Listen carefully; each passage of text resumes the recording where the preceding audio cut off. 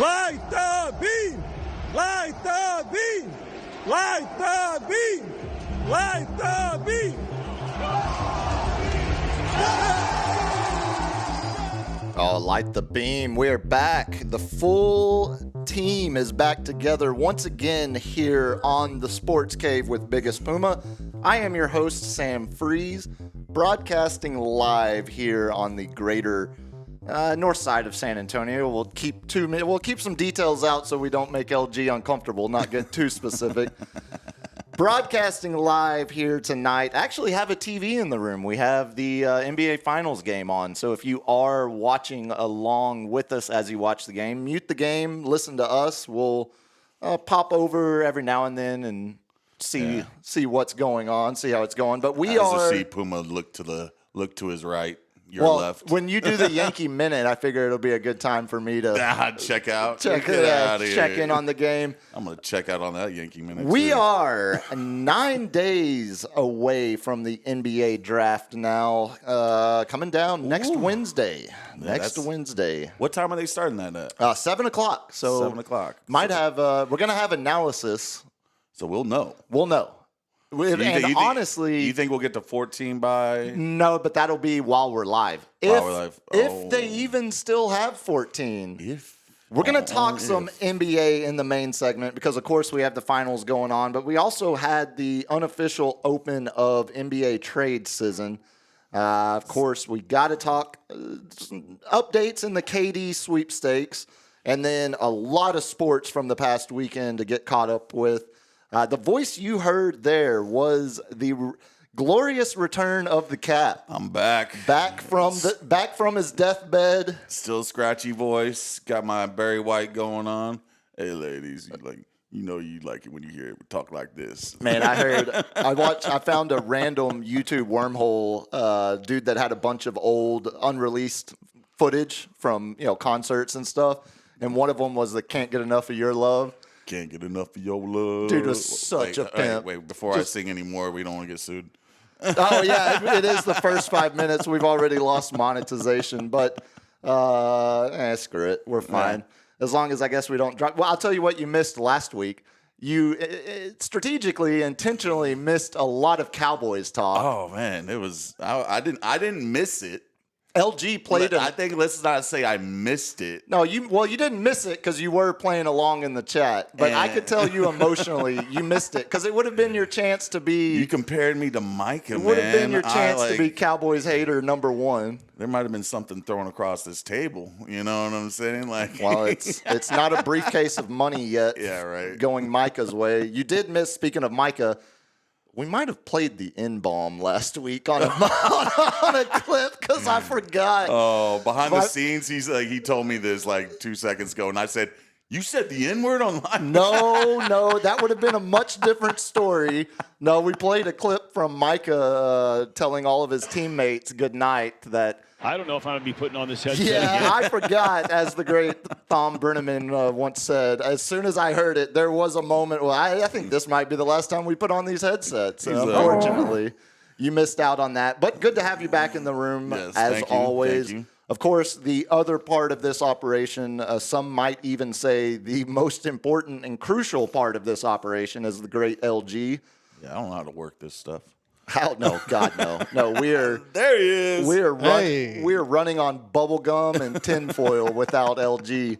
LG, tell the good people how they can help support us here. What helps? You can hit that subscribe button, please, because that helps us out. We're approaching 400 now, and if you'd like to leave a tip, just the tip, you can go to buymeacoffee.com/sportscavelive. We are in the market for some new microphones, so Captain doesn't have to clean his ears out before every show with Q-tips in front of us. I wish, you know what what we should do is have the roommate. I dropped one on the floor. On these days where she is under the same roof as us, maybe we have the roommate just record what the last 3 minutes before we go live looks like, because there's Me telling you we dropped the N-bomb last week. You asking for Q-tips. Yeah. Scrambling, playing Mario Kart right up until the last minute. Me yelling at LG, did you load that clip? Yeah, also LG saying, clip? all right, 30 seconds till live, and then you asking, all right, you got that clip I sent you, right? Poor LG, so is Stuff gets buried in that group chat, man. Like especially you with gotta all the you gotta NFL single it out memes. and send it to me separately. You just got like the stuff past 1 a.m. is just like, that's my free time.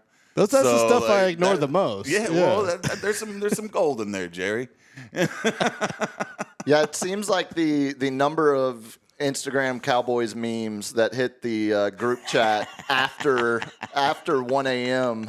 Really seems to be when we get flooded with 3-year-old memes that Cap is seeing for the first time. But we love him. We love him. I just like poking the bear. Of course. Well, as always, as LG said, it's absolutely free to subscribe. We really, really, really appreciate those that have already. If you are listening to the audio-only version of this show, just go to YouTube, give us a quick, free, painless subscription there. It helps us go.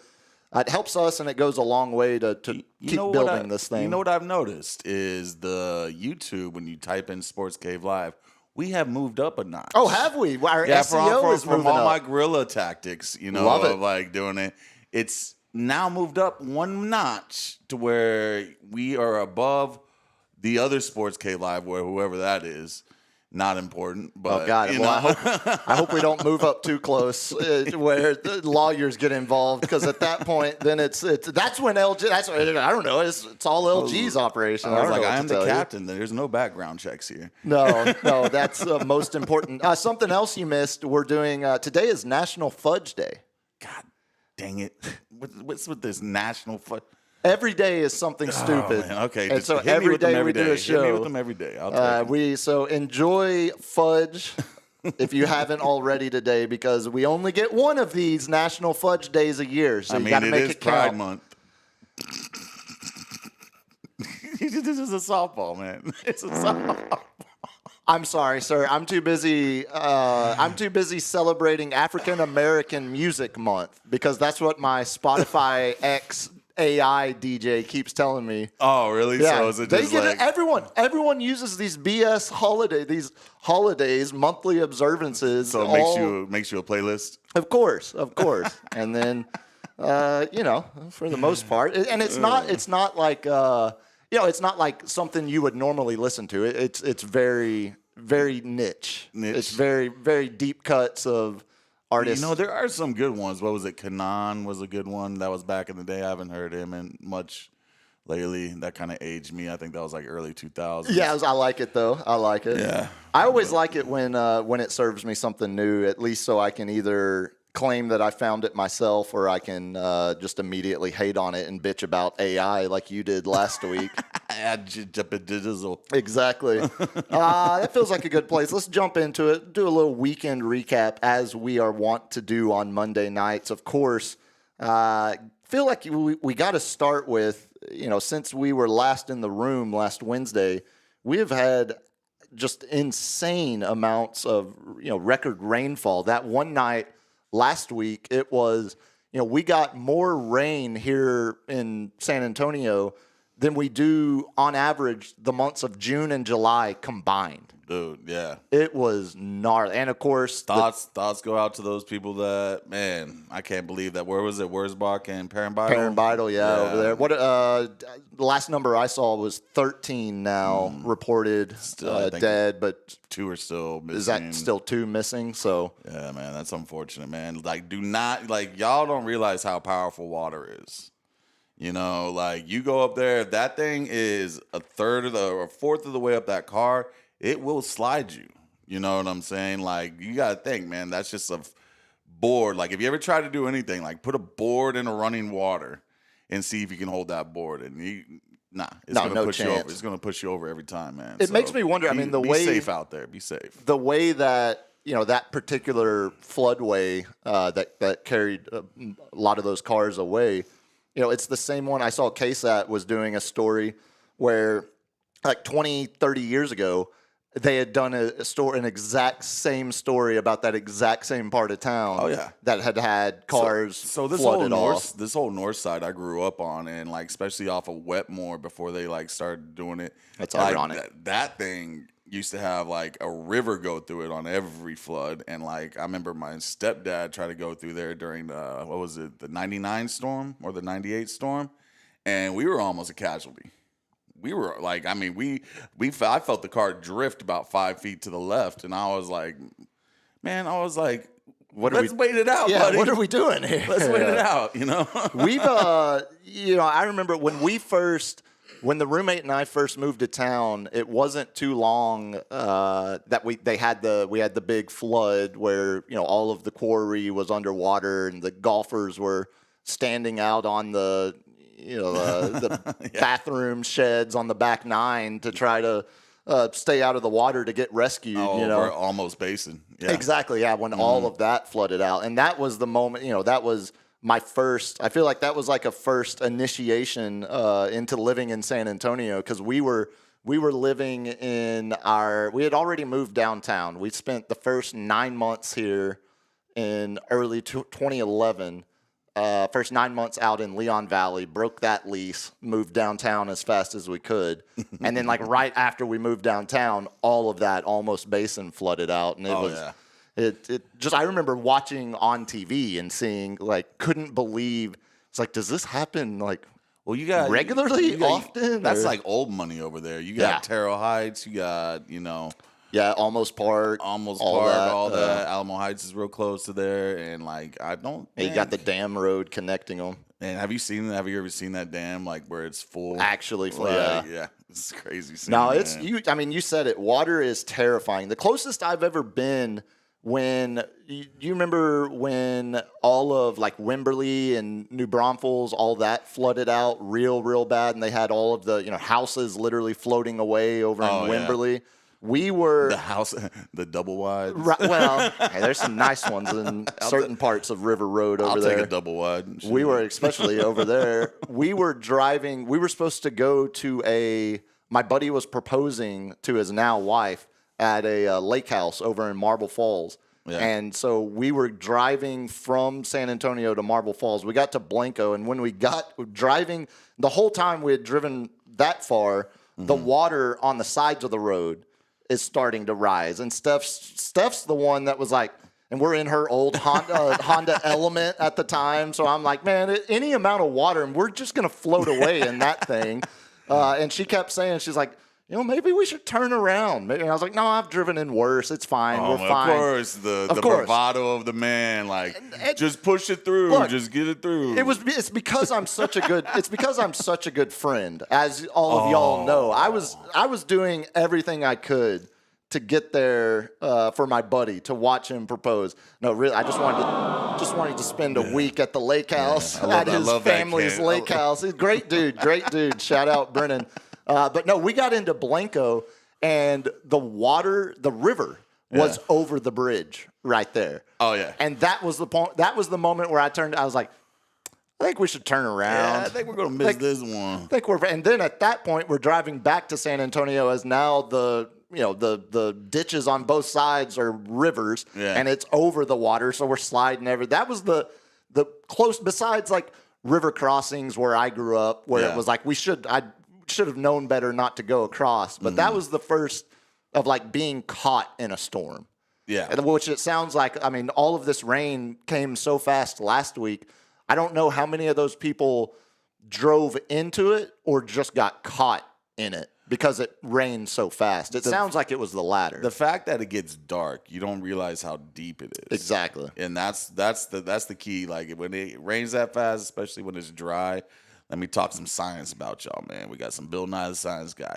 The ground's dry. It does not soak up that water. It does not soak up that water as fast. And therefore, it looks shallow, but it is incredibly deep.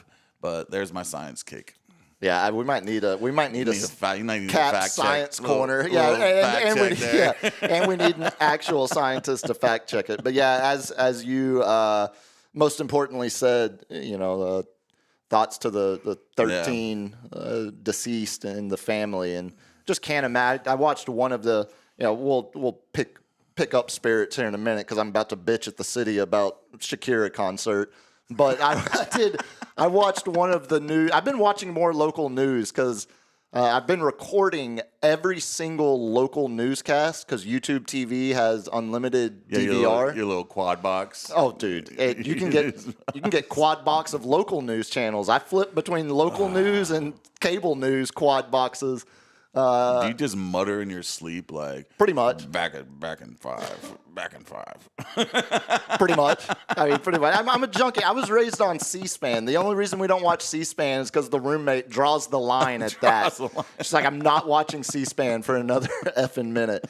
But I was watching one of the local channels that had, had an interview with the daughter of one of the guys that had been swept away. And I mean, it's just heartbreaking, just terrible. And of course, the week, a couple days before Father's Day, just absolutely jerks at your heartstrings. So hopefully this weather just keeps getting worse and worse, man. It's almost like there's some coincidence. No, hopefully the city can. You got to come up with some kind of solution for that. If it's happened now multiple times in the last 2-3 decades at the same spot.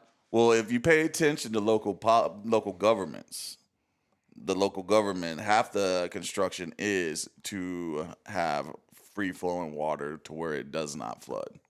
So there's a positive and a negative. Yeah, it feels like just don't take our employees. It feels like that's not working. So well, I did see that you mentioned the government spending aspect of it. It was like anything these days. As soon as tragedy strikes, opportunists jump into the fray, jump into the arena, and the lack of construction projects not being finished on time, issues like this where parts of the city are routinely, regularly flooded and nothing gets done. It gave a lot of ammunition to the people that are anti-Project Marvel and anti-downtown arena. Be like, well, look, and it just so happened as Peter Holt was doing his rollout with every news station, he gave one-on-one interviews with all of them. And it's like, well, why are we giving a billionaire family money for an arena when when our city isn't even properly constructed? We have 410 and 35. We have, I know there's stuff going down in I-90. We got I-10 and 1604, I-10, 35 and 1604, 281 and 1604. And then you got Wurzbach Parkway. It's like we decided to build everything all at once, which I get. Let's knock it out, but I mean, it's going to be a little bit of hell for the next year or two.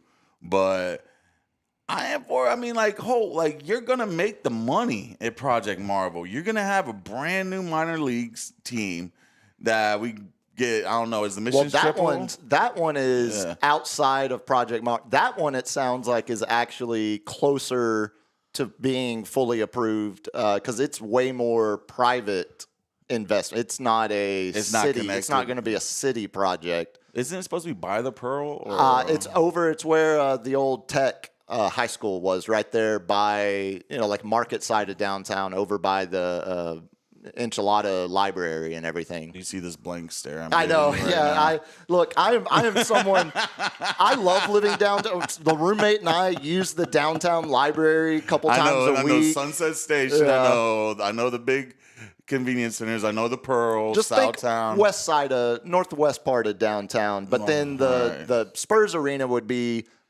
southeast part of downtown, like right where they're tearing down the Texas Institute of Culture. Oh. They're tearing that building down because that would be the main footprint. DEI. It's got to go. It's got to go, Cap. No, I mentioned. Another part of Project Marvel would potentially be a remodel or a renovation of the Alamodome. Oh, yeah. And last Friday.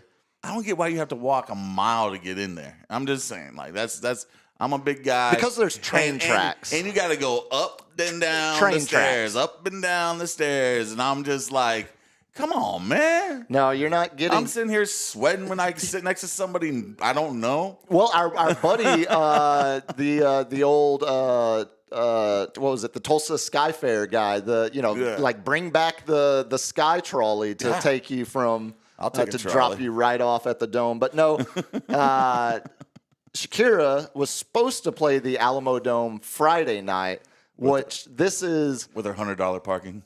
60. Let's 60, not. Let's, okay. if we'll criticize the city, but let's get it right at least. It's $60 parking for their like main big events now. Yeah. And so normally when there's a concert of that size in the neighborhood, because our house is a block and a half away from the Alamodome parking lot. So normally when there's something that big going on, we exodus. We pull a Moses and get out of there. We're gone for 4 hours. Exactly. So this one, usually we, like for a concert like this, if it's supposed to start at 8 o'clock, the parking, everyone's usually flooding into the neighborhood between like 5 and 7. Mm-hmm. And then like 7 to 8, like the hour before is kind of our window to slip out. Yeah, because everybody's coming in. Because everyone's in. You can and slip we can get out. Yeah, exactly. Yeah. So they give you one lane to get out. Oh, dude, it's okay. Again, I understand you're trying to police the flow of traffic and make things better for the people that are going to events there. Yeah. But, dude, it is such a kick to the D for all of us that live right there. It's the lack of consistency that is the killer. So, like, last month when it was Jelly Roll and Post Malone, they had a whole different structure of what was open, what was shut down, what was one lane, what was blocked, all of that than they had for Shakira. So they don't keep it consistent. So it's That's never the the problem. same. It's never the same lane. Right. That's the problem. So you go one way and you think that's just a Thunderdome, man. Yeah, it gets like there's no rhyme or reason. which is to also this. a environment where I tend to thrive because now you've given me a reason to be confrontational because it's now it's personal. You personally attacked me, and I know you did it intentionally just to me specifically. So that's the mindset that overtakes me. But it's that kettle top. 1,000%. Friday night, it's 30 minutes before she's set to go on. We leave the house and we're gonna end up, hanging out, go get dinner, and then hang out with some friends. And it was really weird because as we were driving through the neighborhood, I told Steph, I was like, man, there's still a lot of people trying, like walking the neighborhood, like getting to the concert. And then she was like, yeah, but they're walking away from the Alamodome. And so I kind of was like, oh, that's weird. Yeah, it is. And so immediately we start looking, she pulls up social and starts trying to figure it out. And the way the Alamodome posted originally, it said the Shakira concert has been postponed due to structural issues.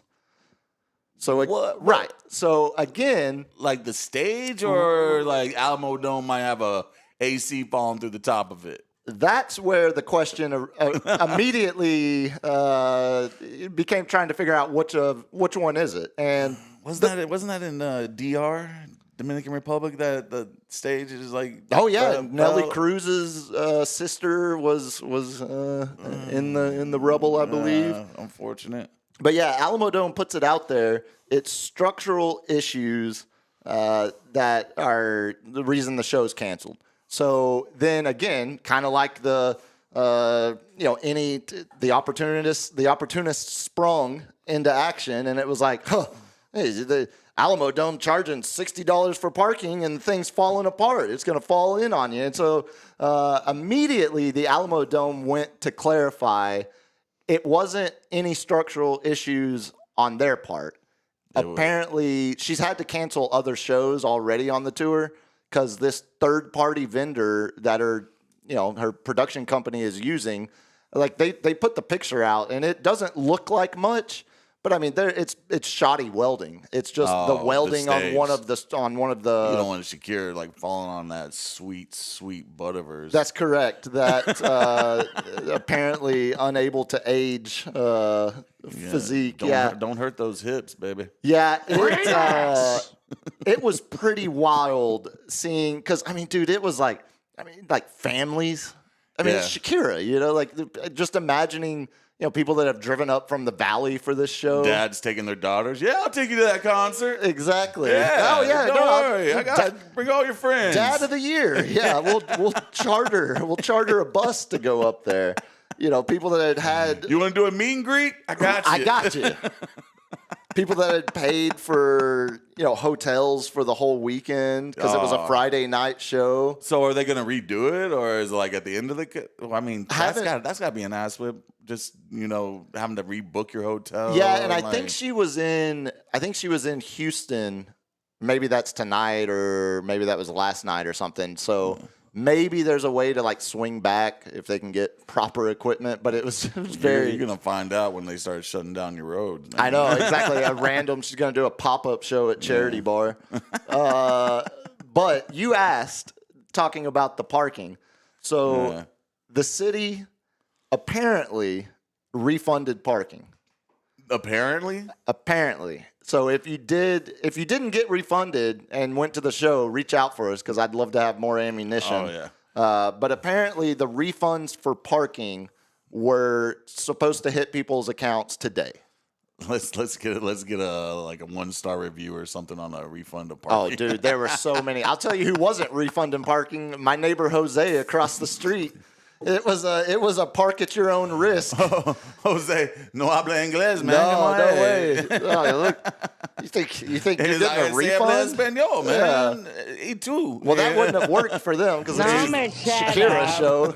He would have said, no habla español. He's Bracken Sie Deutsch. Yeah, exactly. Konnichiwa. Ni hao. Yeah, it was pretty. I heard some arguments taking place across the street of people that they had parked that it was like, no, you're not getting your money back. Like, get off my property now. Yeah. I'm like, you see the 18-pack right here? Yeah. That's your money. Yeah. You want a beer? Yeah, right, exactly. You want a roadie? That was spent 5 minutes after you left, after you parked. I walked to the convenience store. That's exactly right. So, yeah, that was a... that shut down the neighborhood in now a new and unique way. I hadn't seen that one yet. Yeah, wow. Yeah, and then of course, Shakira's a big one for San Antonio, man. Yeah, no, it was over 40,000 people. Yeah, that we watched file in and then file out all in the course of 90 minutes. That's like half a year of waiting for some people. They're just excited. Oh yeah, just geeked out of their mind. That's what I'm saying. When there's a lot of buzz. I saw MySA, or maybe it was Current.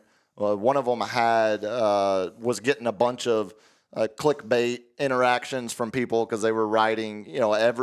Every year some outlet writes a story about how San Antonio has no live music scene and all the big tours skip us and this and that, which is true for the most part. I mean, you're hitting Houston, Austin, Dallas. Now, if we get that Project Marvel, maybe they won't skip over us. Well, that might help. The other problem is a lot of it is because we're so close to Austin, they have radius clauses in their tour schedules.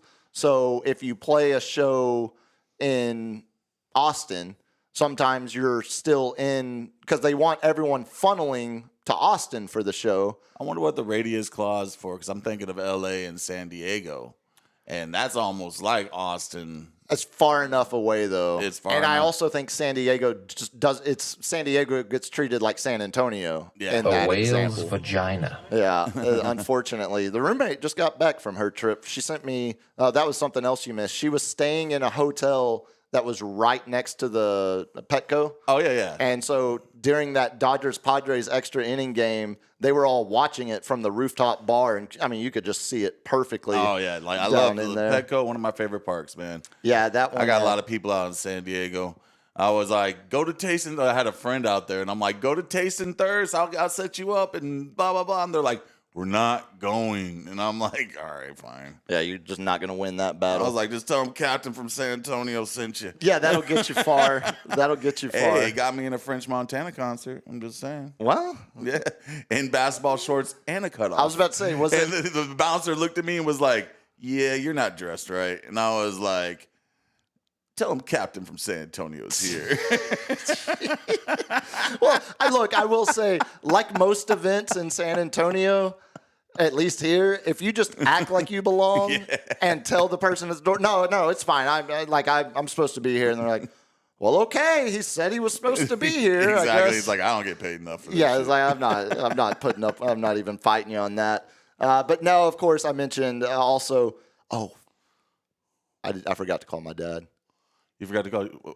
Oh, on Father's Biggest Puma, your son failed you. So You didn't call your dad yesterday, dude? Listen. So here's the deal. Oh, buddy. I've got in-law. This is dedicated to you, Biggest Puma. I've got. Because I know he's listening. I've got I know he's listening. in-law obligations down here. You look at that camera, and you tell him you love that man. I mean, he's fine. Oh my! You tell him you love that man. Look, he didn't call me on my birthday, so Oh I'm my going to. God! No, I'm This kidding. sounds I'm like me and my kidding. dad. He's I'm like, well, kidding. you didn't call me on my. You didn't send me a present on my birthday. I sent him a text and told him that I would call him, but I've forgotten now to follow up on the call because we did in-law stuff. You know, obviously the roommate's parents live out in Comfort, Bernie area. Yeah, so priorities. we drove. They know what's happening to son. We got to do the in-law stuff first. Yeah, well, I will say the holidays with the in-law. This is back-to-back weeks, spending a weekend afternoon with the in-laws. But last week it was for Steph's graduation present. This week for Father's Day. Can't put up much of a fight. You're like, there. when's she going back out of town? Yeah, exactly. No, she. I will say any holiday afternoon, holiday lunch spent out there is always good food, at least. Yeah. So hey, next time you're back in town, Biggest Puma, I will come out and see you. I didn't know that you guys were going to be there. I would have been there. I would have held your plan and everything. Oh yeah, I forgot. I heard about the plan. Yeah, I forgot you missed him last week. Yeah, I will say this: driving that stretch from here to Bernie. Yeah. With the HOV lanes that they've put out there. Nice. They are, but not when people just use them like a normal lane. Like they're going like 60? Weaving. Well, one, people going slow. Yeah. And then two, people crossing over to pass people. So like cutting me off in the HOV lane just to get back. I got flipped off. This won't surprise you at all. I got flipped off by a random old man because as the HOV lane is ending, there's not a lane. You have to merge in. Yeah. So this guy speeds up and gets right next to us. And I'm like looking over at him. Like, dude, like, what do you want? What dopamine rush do these guys get for, like, speeding up? Because I'm like, I know you're going 60, but when I'm passing you crank it up to 70, 75. 1,000%. I'm like, what dopamine rush do you get out of that? Is this the highlight of your day? Yes. To be like, I got him. Yes. I got him. I think people live such boring lives and they're angry at every decision they've made for the last 30 years that they drive with vengeance. Like they're trying to enforce some kind of discipline inflict mental pain. warfare. Yeah, exactly. Inflict mental warfare on us. That's exactly what it feels like because, especially that stretch because you can go, it's like, I think the speed limit is 80 out there once you get far enough out of town. So the captain's tip of the day, always keep a handful of pennies in your car. Just throw them out. You know what we used to do? So when we would... Allegedly. And allegedly what we used to do is we would take slices of like Kraft American cheese and try and throw it on people's windshields. Because then when the cheese, and then they try to do the wiper and it just spreads American cheese all over. I don't suggest doing that because we allegedly. You're going to make someone crash. Well, buddy, that was the goal back then. That was, not proud of it. But I'm just trying to scratch their car. Yeah. All in all, besides the Shakira concert canceled, and besides back-to-back weekends with the in-laws, it was a good Father's Day weekend. Sorry, Pops, I didn't call you. I'll call you this week. You'll hear from me. Well, I know my weekend, it didn't go too good. Let me go ahead and get that minute on the clock there, LG. Oh, I've been looking forward to this all weekend. It was a dark weekend. It started out great. We were going against Crockett, one of the best. We swept the Royals. We're going into Fenway to get some sweet, sweet revenge. We got two of our starters with Rodon and Free. And Aaron Judge hits a 9th inning home run to tie it. Oh, this all sounds positive. All over the big monster. And then the umps decided to just take it from us like we were a little 17-year-old girl, if you catch my drift. That ball was in. That ball was in. All right. He was safe. All right. But only because of that happening, why couldn't you trade Devers 3 days prior? Because he just absolutely destroys us. Goodbye, Devers. Hope to never see you again. Oh, how unfortunate. I didn't hear any mention of the actual record against the Red Sox this weekend. You want me to use this thing or what, dude? Yeah, I'd love to see you take a few cuts. Did you see there were 9 sweeps across baseball this weekend? I heard that. Yeah. Yankees, of course. My Rangers actually swept the terrible White Sox to get back to 500 somehow. I tried to get you to do a Rangers minute. I was like, I don't want to do it yet. Yeah, I'm not jinxing it yet because we're just now back to 500. I fear if I do a Rangers minute, it'll immediately start a dozen-game losing streak. I had this for you last week. We're going to talk about the Devers trade a little bit here in a second, but I had these.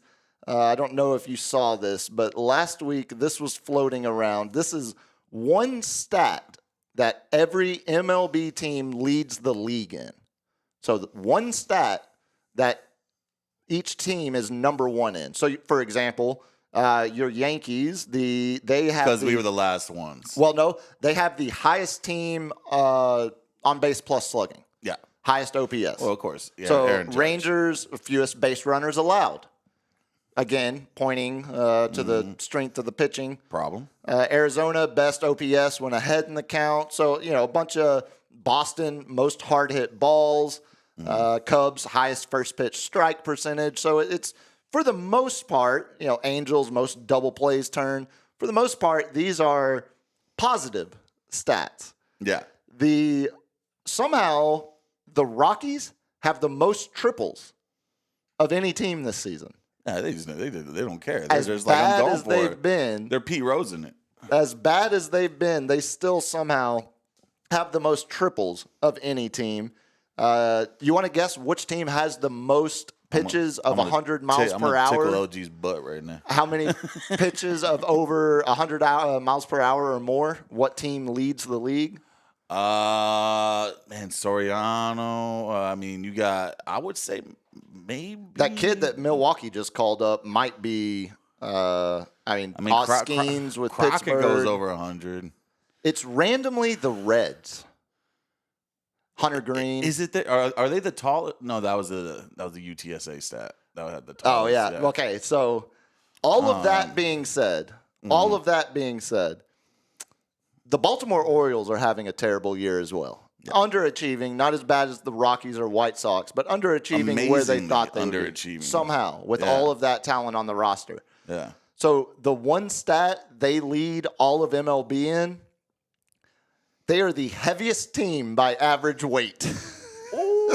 They just called them fat. Dang, man. Fat. That's seafood. That's seafood town, man. And it's it's actually low. It's my clocking in weight this morning, 219, and they're on average the heaviest team. Yeah, I'll take a 219. 219. Dude, I saw Shane Gillis talk about how he was down to like 265 from when he was a wannabe college football player, and he had gotten up to like 295, 300, and now his performing weight is like 260, 265. And then I thought to myself, I'm clocking in at like 220. Yeah. And it brought me back to all of the memes of the Trumpster who's 1 pound under obese at 6'4", mine and Shane's exact height. Yeah. I'm 220. Shane says he's 265, but Trump is 240 right there in the middle there.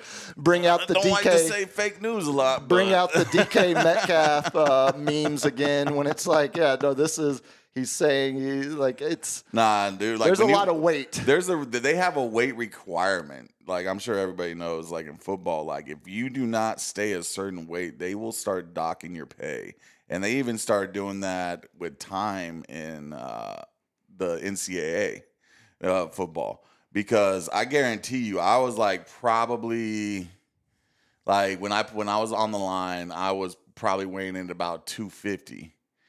And I went up against a 350 boy. Whew. I couldn't move him. No. I could not move him at all. And like they always put us together because I was the second biggest guy. Yeah, that's the unfortunate. That's and the I'm rough. like, I can't move this guy, man. Like I'm like, dude, this guy's 100 pounds heavier than me, and he's just railroading me every time, so to speak. Yeah. Yeah. Pause. No Diddy. It's always unfortunate when you're the second biggest kid and the first biggest is like substantially bigger than everyone else because you're stuck and they're just looking at you like, I mean, you got to guard him. Like he's the guy. Yeah. You got. We did the Oklahoma drill on there, which is illegal now. Which is like just give it the ball and like run through him, and like I sidestepped the shit. I was like, whoop, not doing that. And then like the coaches got so mad at me. I got docked a string on that one. They're like, you got so I went first to second string because I wouldn't take the hit. I think Deion Sanders used to call that a business decision. I was like, hell no. Yeah. You ain't gonna catch me on that one. I'm like, this was in middle school. I was like, yeah, I'm not doing that now. Hell no. I think you made the right decision there. You mentioned the Sox trading Devers out of nowhere and seemingly. There's been bad blood. Okay, no, I shouldn't say the bad blood. I saw it coming. We'll talk about that. But the way they executed the trade, no talking to other teams, no publicizing that he is available. Nothing. They called the Giants, made the deal, and it was done. Like the guy that was supposed to start for the Giants. Hardly any trades, no top prospects. It's like, are you going to take on this huge contract? You'll take everything. All right, give us some relievers. And the huge contract was the original 10-year, $313 million, still 8 years, I think, left on it. And the Giants are paying all of it, 100%. It's like 33.7 or something per year after this But is year. it really a salary dump?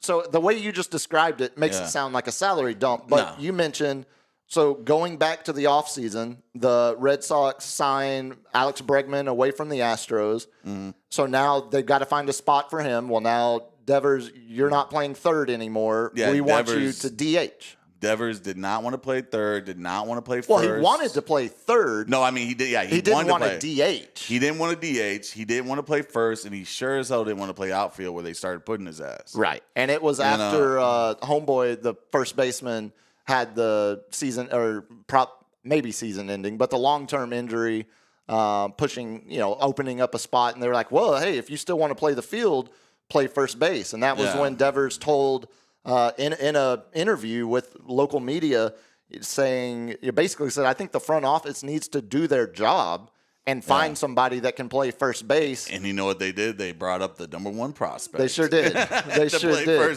To play outfield and have first base covered. And they told Rafael, I hope you like the West Coast because we're I mean, I think if they sent him to like the Angels, speaking of, we're in the 10th inning.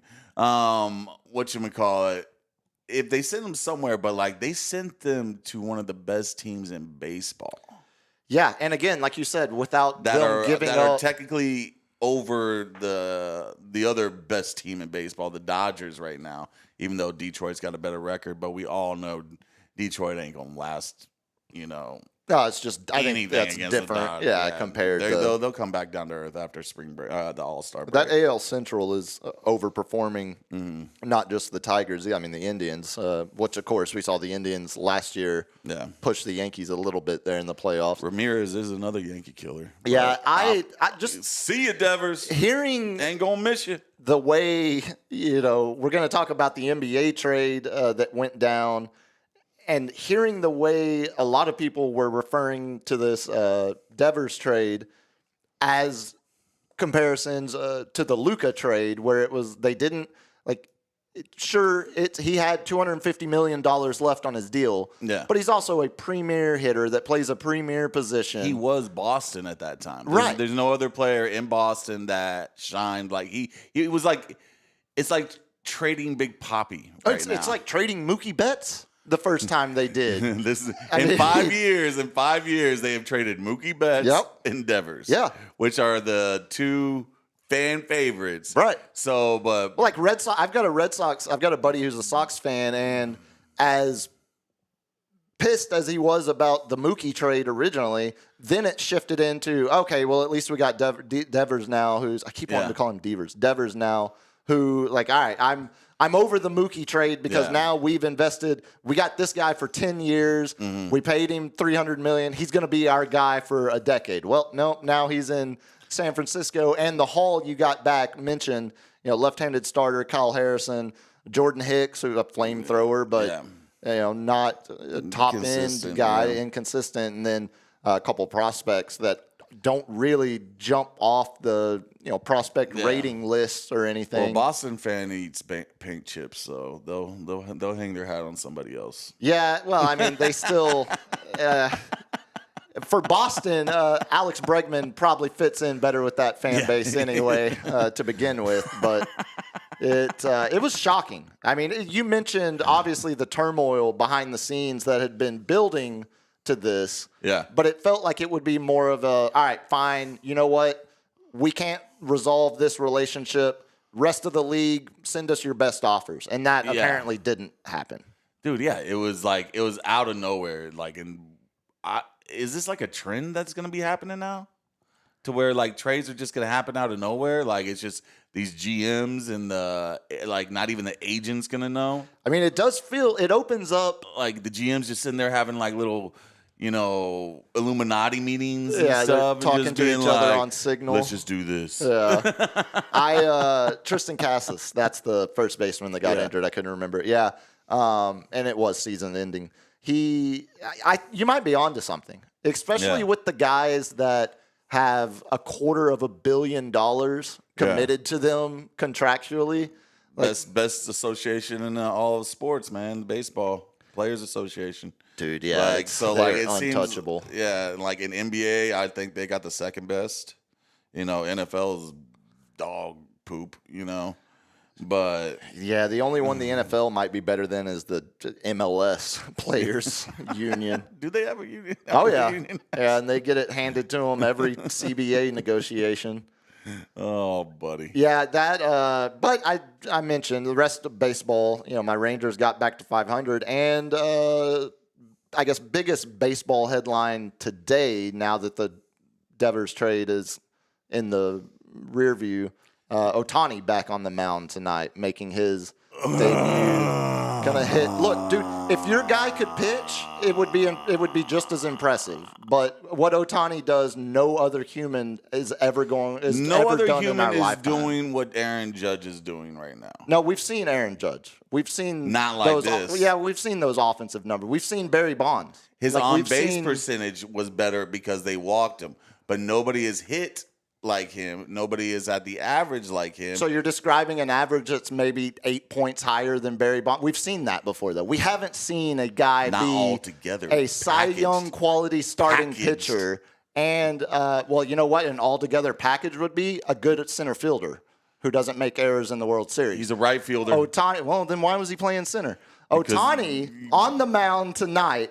Man, doing something. You really want this bat, don't you? He's gonna bat lead off. I just know the Yankees got swept, so I gotta get my shots in while I can. First time they got swept this year, by the way. Exactly. Ohtani batting lead off and starting the game. I think it's only the third time now since like 1900 it's happened in the National League because, of course, he's finally getting to make his Dodgers pitching debut. And you said that's tonight, right? Yeah, happening. Wow. It's the late, West Coast 9 o'clock time. game. So, 9 should be coming down here 15, 20 minutes. Yeah. Hopefully he gets jacked up a little bit. As well, also, it's funny, he's making his pitching debut the same day his former interpreter reported to prison for his 57-month prison term today. His interpreter never made those bets. No, of course he didn't. This is what kills me. But MLB can't have their once in a lifetime. It's like I'm mad. I'm mad at Ohtani, but I know Ohtani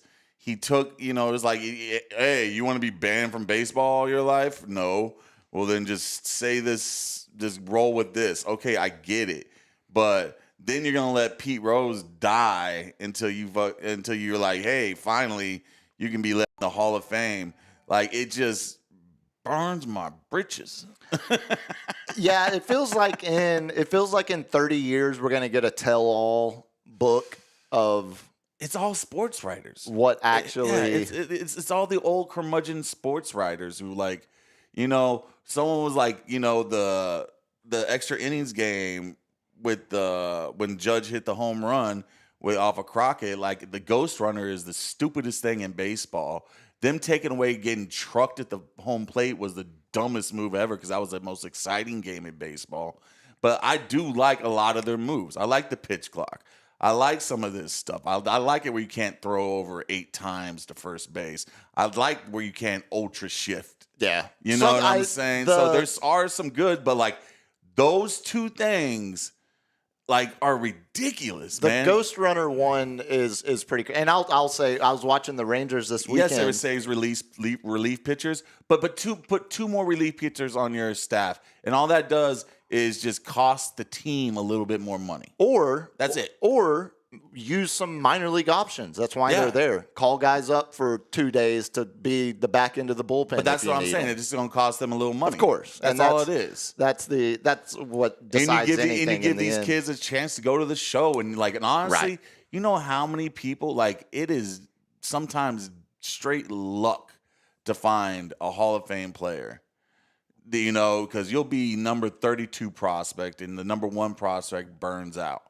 And it's just straight luck, and you're playing the numbers. It rarely does. So the other day it was it was 3 number 1 picks. It was pitcher, catcher, and hitter. All had been previous number 1 picks. I think it was Skeens, and then the catcher they drafted out of Louisville, number 1, that's now up in the pros. I can't remember who the hitter was, but he was a former number 1 pick. Yeah. But, like, very rarely do you see a battery, pitcher, catcher, and hitter all be former number 1 picks. Like, that just doesn't happen in baseball. Like a Strasburg, a Bryce Harper. Like, how many other number 1 picks can I think off the top of my head that became? Matt Bush, who ended up pitching in relief for the Rangers after being a stud high school shortstop after he ran over a guy and killed him. Oh, wow, that just took a turn. That's right into the guy.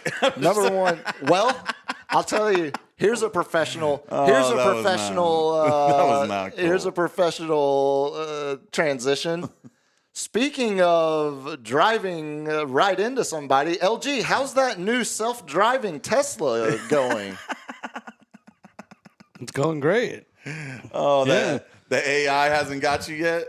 Oh, No, it drove me to the dog park yesterday, me and the doggo. You still let that thing drive you? Yeah, all the way to Coyote Dog Park, down 1604 through the construction zones. Oh, God, that's terrifying. Man, my pucker would be so tight, just like, I would have a hemorrhoid. So I'd be like, we're going to do something, end up shitting a diamond. You're so tight.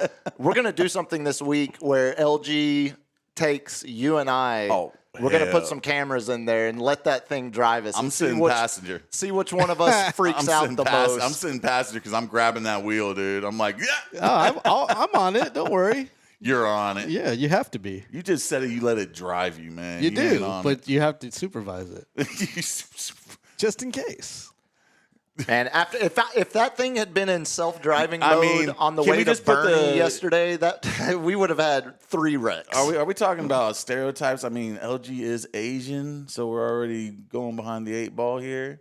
Well, I mean, then we're good. Yeah, then you should be happy that I I was have about a. to say, yeah. what are you talking about? But you think AI is an Asian? Buy every Asian woman a self-driving You better Tesla get used and we to it solve because the robo-taxis are rolling out at the end of this month. And I will not be in that booth. Yeah. Speaking of LG, did you see the test they did over in Austin for those robo-taxis? You mean with the school kid or Yeah. whatever? Oh, Yeah, that's a BS test. Of course it is. Did it hit the kid? It plowed right through him. And it was a dummy. and they used a regular consumer full self-driving, which is not the same as the robo-taxis. What does that even? You're talking gibberish, man. Look, he's given me while you were gone. So it was last Wednesday you picked it up, right, LG? When Cap was out of the room. Yeah, last Wednesday. So last week when you weren't here, LG was giving me full rundown of top spec down to the last thing in the manual, and there were so many things where I was like, wait, how does that work? Like what? Huh? This is how you work. You take it out, you turn it off, you cut the wire, and you drive your car. Nah. Oh, this is how you do. You sprinkle a little gasoline in the top of the carburetor so it shoots flames as you start it up. That's what we used to do in high school. Take the hood off so you can see it. Yeah, I'm curious. I want to get some footage of it driving us around. I think that'd be a good bit. You're going to see me just uncomfortable, man. So uncomfortable. First, it's probably LG sized. So there's a lot of room. There's a lot of room. There is. Yeah, I will give him that. All right. There's a lot of room. Well, until we get that footage, I know besides the Tesla, we were getting some Mario Kart time in before the show. I played a little Mario Kart. It's pretty fun. Yeah. It's pretty fun. Not bad. It was pretty fun. Well, before we get to the main segment, this weekend had so many sports to talk to, so let's jump through some of them. I think we have to start with the U.S. Open. What an Open, Dude, man. That was awesome. Oh, man. I swear, dude, like, it was, dude, so Oakmont has got to be one of the hardest courses out there. I think it's universally recognized as, at minimum, the hardest course in America. Like one of four. Possibly in the world. They say it's like all the Oaks or something are the four hardest courses. And you had all the big names. DeChambeau didn't even make it. Brooks Koepka had a shot in the beginning, fell off. McIlroy was sitting there complaining, stop it. You won the Masters, dude. Chill out. You haven't won anything in 11 years, And I swear it was like watching me and my boys on the back nine on the last 5 holes, just hacking away, man, getting doubles, getting bogeys, and that grass was as thick as my grass until my long guy came over, after the rain. Yeah. And then you had J.J. Spawn, 5 bogeys on the first 6 holes. And not just that second hole. Yeah. That shot where he hits the pin and it rolls all the way back off the green. It slingshots it. Yeah. All the way back onto, because the other side of it is. I've had a shot like that once, and I was like, how did I hit the pin and I am in the rough? Right. And his was, I would have loved to see where his ball would have ended up if it had missed the flagpole, because it was going to go over. Yeah. But I think it probably would have stayed on that top shelf of the green there on 2. Yeah. But it wouldn't have gone where it went. It wouldn't have. No. I mean, I think he would have still been closer. His face was so dejected. Well, and it was when he did this, when he literally scratched his head, oh, that's weird. I can't believe that just happened. It was like you mentioned it. It looked like, for most of the weekend, it looked like it was you and your buddies out there playing a moderately easy. Yeah, Haddon just sitting there, just chunking up the grass, hitting the grass after every shot. Rory throwing the club down the fairway in round 2. And then yesterday he threw the club and it bounced right back at him and he caught it. It looked like AI. It looked fake until I watched it a few times. He's probably practiced that. You would think so, yeah. It was, you mentioned, J.J. Spawn, the 5 bogeys through the first 6. And at that point, just looking at the leaderboard, it looked like he was out of it.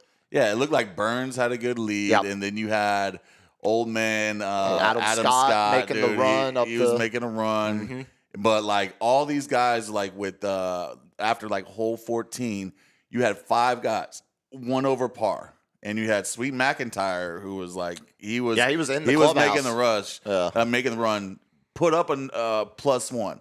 So he's sitting there, and he's like, "Man, I don't know if I'm gonna make it, man, because you got the drivable par 4 on 17, but it's Oakmont, so there's all like complete everybody could implode, and that's exactly what started happening.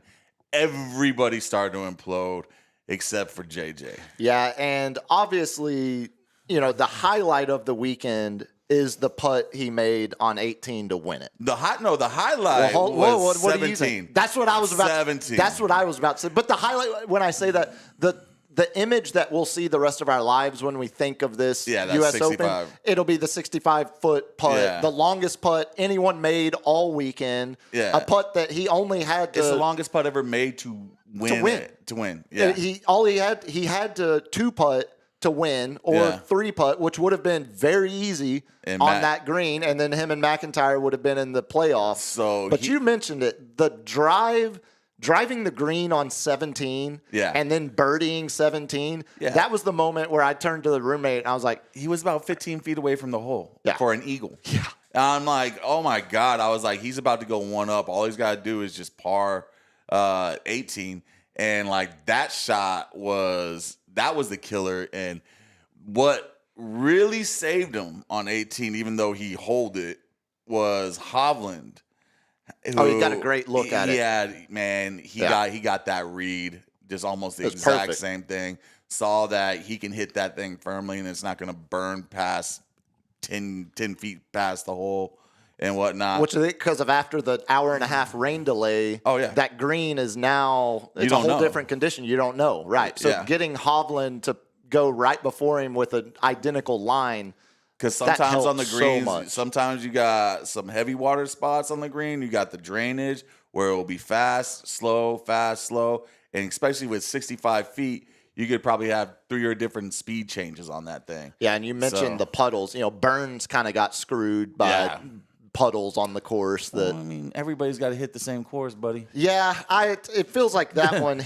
Don't aim for the puddle. He had a valid argument, I would say. That's beyond he fair. Wanted relief. Yeah, exactly. He probably should have gotten it there, but he was already in full full collapse. Yeah, it wasn't that. That wasn't going to be the saving grace he needed. I explained the intentions of the U.S. Open to the roommate where, because she kept asking me, she's like, why are the scores so low? Oh, it's supposed to be the hardest course. Right. And I was like, well, it's at the hardest course in America. They do this one specifically at all of our hardest courses.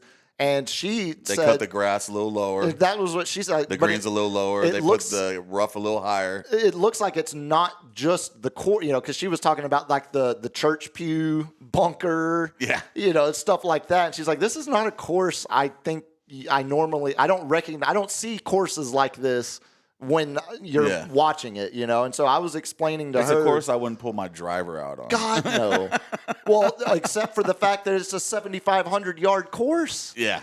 So, you got to use your driver, or you're not even going to make the green on a long par 4, a green in regulation. But I was explaining to her, the purpose, the intention of the U.S. Open every year they design the course so that their winner is the goal is to get the winner at even. Yeah.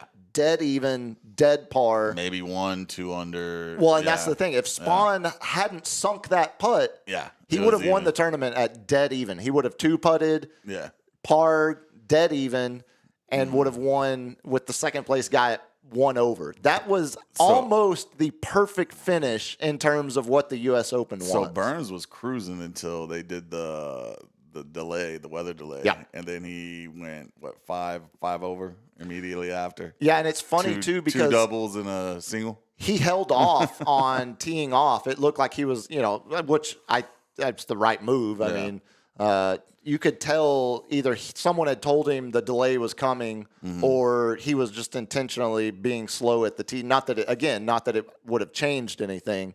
Yeah. But just a weird, an hour and a half rain delay. Although I got to admit, showing Steph some of those 2008 Tiger highlights. Oh yeah, dude. The incredibleness of him, dude. Like, that putt on 17 that he made, Nike, like the Nike ad. Yeah, I was like, that was the commercial right there. Well, and she even said, she was like, it sounds different. Like, the tiger roar, the tiger roar, and so I got to explain all of that, lore and legend of Tiger, because he was our Arnie's army, as my dad liked to call it.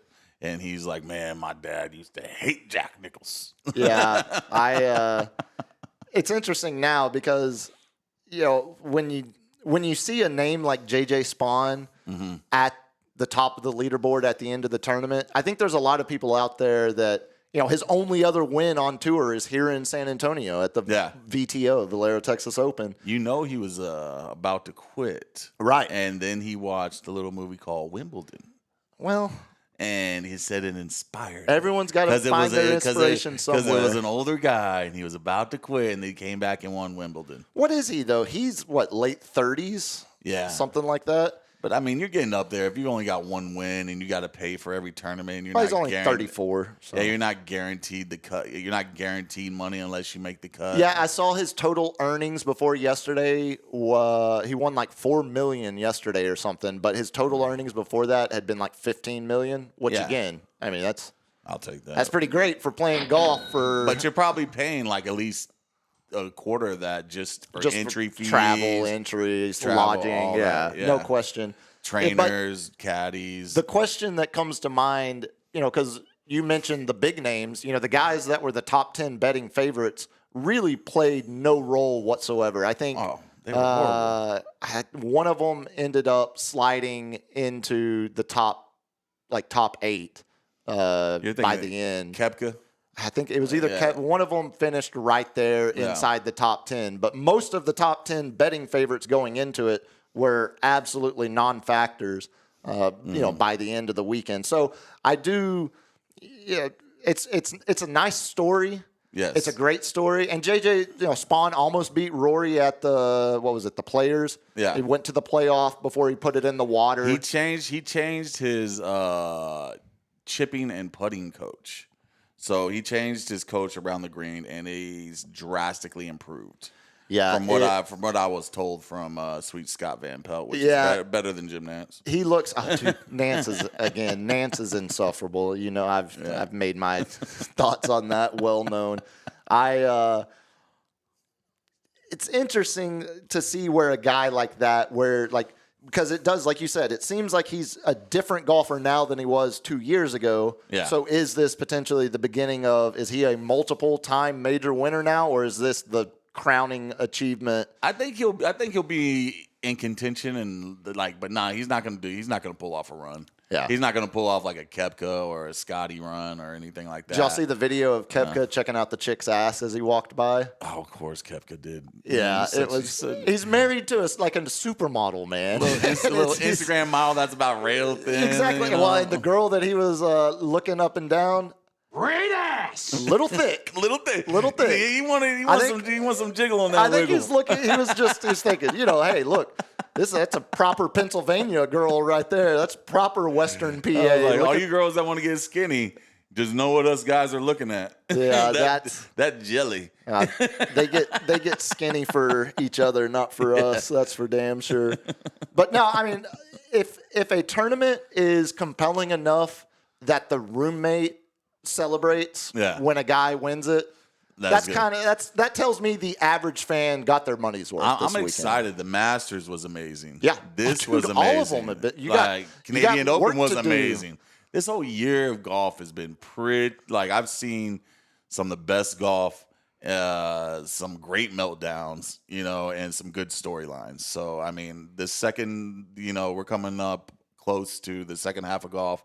The next one is the Open, the old British Open. The for the love of God, don't call it the British Open. Yeah, I know, right? It's the FL. It's the Open. So, how far are we away from that? Do you know off the? I mean, it's a month. It's July, right?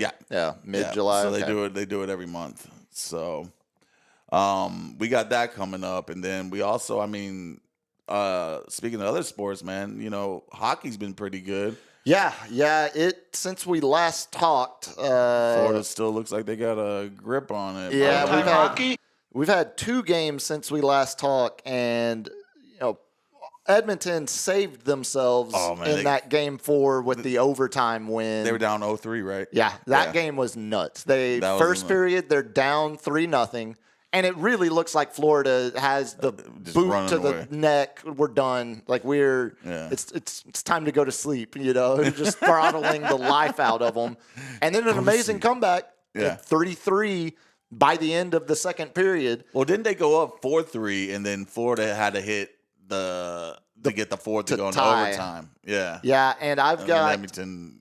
For those that have moved on from hockey, I understand because.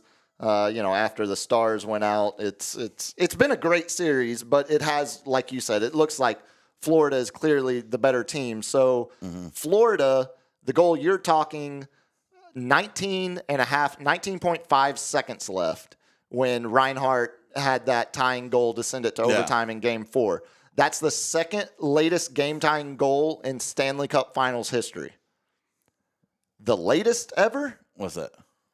Game 2, when Corey Perry did it with 18 seconds left. So we've had the 2 latest game-tying goals in Stanley Cup final history in this series so far. And all of the good vibes of that Edmonton overtime win, comeback in Game 4, it was absolutely extinguished in Game 5 when Florida just said, we're back to... They mollywopped them. Yeah, we're back to... So when's the next game? Tomorrow? Tomorrow night. And at this point, that Game 5, Florida won 5-2, and now Edmonton is undecided on their goalie. So they had, Pickard was the starter at the beginning of the playoffs. He gets hurt. And then Skinner comes in, dominates the Stars, so they stick with Skinner. And then Skinner's terrible against the Panthers, so they go back to Pickard, and then it's terrible, 5-2. So it's not the goalie, though. I mean, Florida is just... They're good. They're good. They seem like they've been a cohesive unit for a long time. Florida, I mean, this is their 3rd straight Stanley Cup final appearance, and they won last year. Yeah. Florida is doing to Edmonton what Edmonton did to Dallas. Yeah. Where it just looks like, look, we've hit our limit. We're not as good as the team across the ice from us. Yeah. And it feels like, especially with Edmonton having the goalie they're playing questions. In Florida, right? They're playing in Florida. So Game 6 tomorrow night is back in Florida. If Edmonton can force a 7, I hope you can force it. I just want to see 7 again. I like to see 7. I mean, we got in Edmonton, right, with that crowd going crazy. And last year it was Game 7 in Florida. Yeah, between these two teams, when Florida won the first 3 games, Edmonton won the next 3, and then Game 7 was in Florida. Yeah. This year, Game 7 would be in Edmonton. So at the end of the day, I want to see a Game 7, especially in a Canadian environment where. Yeah. Canadian team hasn't won the Cup since '93. That Game 7 environment would be bonkers. Yeah, as Dizzy Rascal would say. Now would the Canadians burn stuff? Oh, dude, they burn everything. Oh, yeah. Do you remember when Vancouver won? Oh yeah, Toronto. Dude, they absolutely. It was when Vancouver lost, and then they rioted. I was thinking of the destroyed. Raptors. Yeah, I didn't know if they burned anything. I was like. Then it burned down Drake's little Chinese restaurant. No, that was just Kendrick all weekend in Toronto doing the Canadian leg of the tour. Yo, man, how can Drake not feel some sort of way when they're chanting one more time when it's not like us? I think he probably just looks at his bank account and says, okay, I guess. And his BBL, he's got a perfect butt now. Yeah, so. It's very curvy. I would still trade places, despite the terrible music catalog. You would trade places with a pederast. Says a little something about you there, buddy. Well, I don't have to be the person that did it beforehand. I just want the money and the fame now. Like, I'll take that part of it. The money in the car. Wait, like they were getting sued again. Yeah. So that's a good deep cut. That's actually a good Drake album. I will give you that. But hockey resumes tomorrow night. Let's slide into a little main segment talk because I mentioned earlier, we have a TV actually set up in the room with us. So if you are listening along live, did you catch that stat? Halliburton, 0 points in the first half. You can't win games like that. I mean, I know that's really easy to say, but Indiana doesn't have a roster where I think they're also, Halliburton, the games where he attempts 7 or less shots, they lose. It's pretty much that simple. Yeah. I'm like, how, like, they, like, I mean, we still 13. We know what Indiana does. And, I mean, they're in OKC, but, like, I mean, you got to jack up some shots. Like, I mean, you're the best guy on your team. Yeah, it's 70 to 57. Maybe we can say Siakam now. 7 minutes or so left here in the third. Indiana hasn't lost back-to-back games since mid-March. Whoa, deep stat. I saw that earlier today. Dude. So not only are, these are the two, since January 1st, Oklahoma City and Indiana have the two best records in the league. But Indiana specifically hasn't lost back-to-back games since like mid-second week of March. Yeah. So this would be finally a back-to-back loss. Well, if it holds it out. ain't over. Halliburton he's about to get some free throws right now. Let's see how many. So he's 0 points, 0 for 5, 0 for 0 free throws. Like last game, did you see that him and SGA only attempted free throws in the fourth quarter? Like they had 0 free throws throughout the whole game until the fourth quarter. That's the Scott Foster effect. Oh, that's the head ref right now. Yeah, that's the extender, the guy that anytime the league wants a playoff series to be extended, they call in Scott Foster. And ringer. I will say there were a couple questionable calls in the last 2 minutes of that game. There was one time where Halliburton clearly got fouled by Dort, and it led to an Oklahoma City fast break. Well, but that also the out of bounds call. Yeah. Like, why? Why? Well, he's clearly holding his hand. Come on, man! You just sealed the game right there. Yeah, it's over after that because they had to foul. So all of a sudden they're up by 2. So you have to foul. They go 1-1. At least you got a 3. You don't have to play the 2 points and foul game. Like you just decided that game. And again, that's why they call Scott Foster the.